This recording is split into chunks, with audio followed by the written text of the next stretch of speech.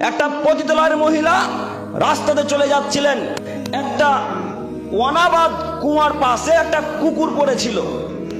যে কুকুরটা পিপাসিত, জিভকে বের করে দিয়েছে, মানে পানি না পেলে এখন সে মারা যাবে। তো ওই পতিতালয়ের মহিলাটি চামড়ার মোজা পরেছিল। চামড়ার মোজা দেখেছেন? চামড়ার মোজা। তো ওই পতিতালয়ের মহিলা চামড়ার মোজা পরেছিল।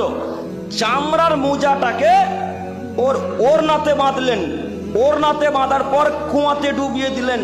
কুয়া থেকে ডুবিয়ে যখন তুলে নিলেন তখন পানি আসলো কিছুটা, ওই মোজার পানি কুকুরকে পান করালো। আল্লাহ তার পানি পান করা দেখে আল্লাহ বললেন, যা, তোকে আমি জান্নাত দিয়ে দিলাম। আল্লাহু আকবার।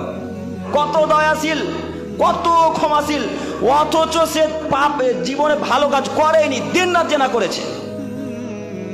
তো দয়া তো আল্লাহ চিনতে হবে, দয়া কি জিনিস, আল্লাহ ক্ষমা কি জিনিস।